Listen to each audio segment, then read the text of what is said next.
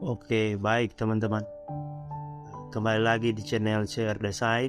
Setelah lama saya tidak upload, mungkin sekitar beberapa bulan, hari ini saya kembali upload untuk berbagi ilmu tentang Microsoft Word.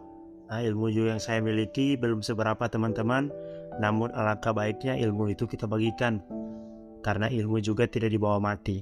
Oke teman-teman, di sini dalam menggunakan Microsoft Word, saya share pengalaman sedikit. Ketika saya kuliah, saya kaget karena hampir sebagian besar teman-teman saya dalam satu kelas itu sama sekali buta dengan penggunaan Microsoft Word. Mereka tidak tahu cara menggunakannya, mereka tidak tahu cara pengoperasiannya atau tombol-tombol yang ada di sini.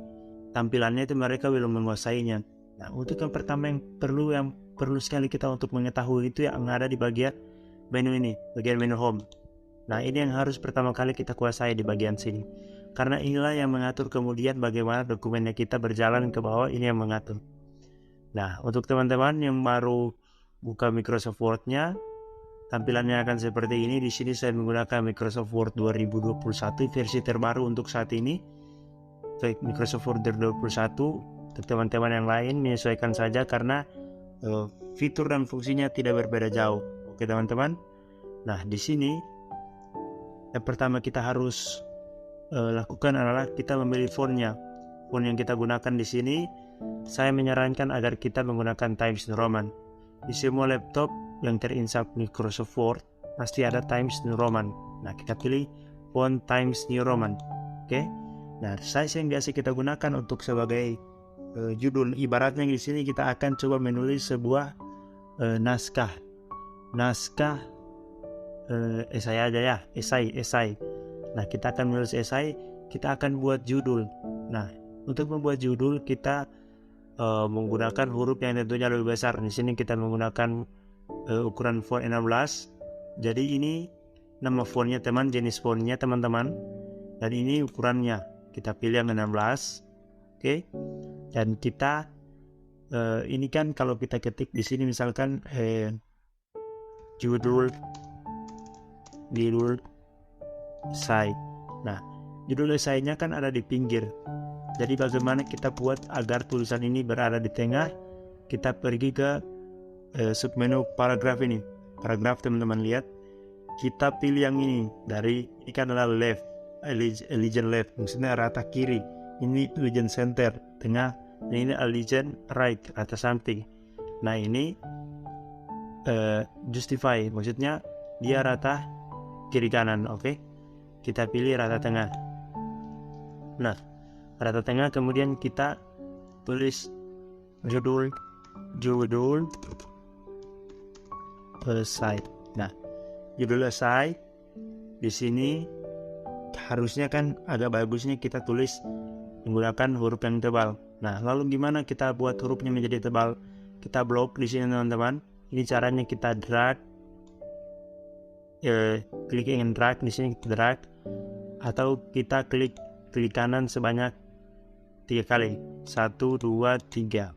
Nah, sudah seperti ini, sudah terseleksi, ada bagian terseleksi begini, kita klik ini bold. Nah, bold ini untuk menjadi tebal, bold. Nah, ini kalau misalnya kita ingin menggunakan tulisan miring, kita pilih italic, miring. Dan kita ingin menggunakan garis bawah atau underline, kita pilih underline. Tapi di sini kita cukup pakai saja bold dan underline. Oke. Kemudian kalau kita mau tambah lagi ukurannya teman-teman, bisa lewat sini, bisa menggunakan ini. Kita tambah menjadi 20. Oke. Tidak, kita menggunakan yang ini. Ini untuk up, ini untuk oke. Nah, selanjutnya jika sudah seperti ini, kita akan membuat bagiannya dari esai. Kita buat akan tulisannya. Nah, kita akan turunkan dari sini tadi, kita turunkan menggunakan enter. Kita enter. Nah, dia turunkan. Kemudian kita kembalikan ke rata kiri. Setelah rata kiri, kita matikan underline dan matikan bold. Kemudian kita turunkan size-nya kembali menjadi 12 untuk body, untuk teks bodinya. Oke.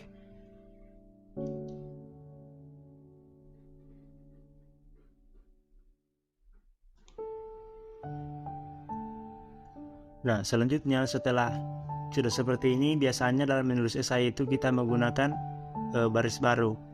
Kita coba untuk buat baris baru. Caranya seperti ini teman-teman. Ini yang kadang-kadang orang pikir sepele, tapi inilah caranya buat baris baru yang tepat. Nah, ini kita lihat ada dua seperti yang jam pasir ya, bentuk jam pasir. Nah, ini yang bagian atasnya yang segitiga menghadap ke bawah ini kita geser ke arah kanan. Oke, kita geser ke arah kanan sampai di sini mungkin boleh. Kemudian kita tulis beberapa kata. Pada hari ini saya pergi bersekolah. Kemudian melewati jembatan yang sungainya lebar dan berair keruh. Nah, ini dua kalimat teman-teman. Setelah kita menggunakan ini tadi yang di atas, dia terbuat baris baru secara otomatis. Nah, bagaimana jika kita tidak menggunakan itu? Itu akan jadi tulisan seperti ini teman-teman, tulisan biasa. Nah, alangkah lebih bagusnya kita menggunakan ini untuk membuat baris baru, supaya nanti ketika kita membuat baris baru yang selanjutnya, kita klik enter untuk membuat paragraf selanjutnya. Nah, otomatis dia sama. Nah, selanjutnya dia rata kan, sama kan. Inilah ilmunya dalam membuat baris baru teman-teman. Nah, untuk itu ini tips bagaimana teman-teman untuk membuat baris baru. Selanjutnya, misalkan kita akan kembali membuat daftar, misalkan angka 1, 2, 3 dan seterusnya. Selanjutnya ada beberapa hal yang perlu diperhatikan. Nah, perhatikan. Setelah kita enter, kita akan membuat list atau daftar. Caranya bagaimana? Kita akan membuat menggunakan ini, menu bullets. Kita menggunakan menu bullets ini, kita klik ini, kirim ke bawah. Nah, kita pilih bentuknya, kita pilih shape-nya. Di sini saya akan pakai yang bulat hitam ini. Bulat hitam ini lebih gampang. Kita klik OK. Nah, selanjutnya kita list apa yang mau kita buat. Misalkan nama OK. Selanjutnya kalau sudah kita enter nama, tempat, tanggal lahir. Oke, kita klik lagi alamat, usia, ya. Demikian teman-teman, dan seterusnya. Nah, selanjutnya setelah itu yang perlu teman-teman perhatikan adalah juga bagaimana kita misalkan seperti ini teman-teman. Misalkan seperti ini terjadi kesalahan di sini. Misalkan saya tulis di sini air kerih. Nah, teman-teman di sini bisa menggunakan dua opsi. Opsi yang pertama kita pilih undo. Kita klik Ctrl Z. Ctrl Z. Oke. Nah, opsi yang kedua, kita bisa klik di sini, kita ganti secara manual. Misalkan di sini terjadi kesalahan penulisan. Nah, cara seleksinya gimana teman-teman? Kita klik satu kali. Dia kembali ke sini, ke kata ini. Nah, ketika kita klik dua kali, dia akan menyeleksi katanya. Nah, ketika kita klik 3 kali, 1, 2, 3. Nah, dia akan menyeleksi kalimatnya. Begitu teman-teman, menyeleksi paragraf.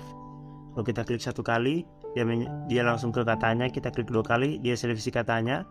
Kita klik 3 kali, dia seleksi 1 paragraf. Demikian teman-teman. Oke. Nah, berhubung waktunya sudah mau habis teman-teman.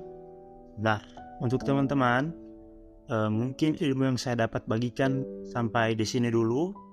Berhubung durasi videonya juga terbatas, nanti kita akan bahas di part selanjutnya untuk bagaimana kita mengganti warna tulisan, membuat jenis tulisan, membuat heading, membuat penomoran, dan lain-lain. Nah, penomoran ini sangat penting ketika kita membuat makalah, dan lain-lain. Dan juga kita akan belajar tentang mengatur baris dan mengatur kata tiap kalimat. Nanti kita akan bahas di part selanjutnya. Ayo teman-teman, terima kasih telah berkunjung ke channel CR Design. Semoga apa yang saya bagikan bisa bermanfaat bagi teman-teman, bermanfaat bagi orang banyak. Nah, jika teman-teman merasa konten ini bermanfaat, tolong di-share. Karena konten ini teman-teman dapatkan secara gratis. Tolong bagikan agar orang-orang lain juga di luar sana dapat mendapatkan ilmu dari konten ini dengan gratis. Ayo saling membantu, ayo saling berbagi agar apa yang kita dapatkan juga bisa didapatkan oleh orang lain. Terima kasih teman-teman. Kontennya sampai di sini. Semoga menjadi ilmu yang bermanfaat untuk teman-teman. Sekian, saya pamit.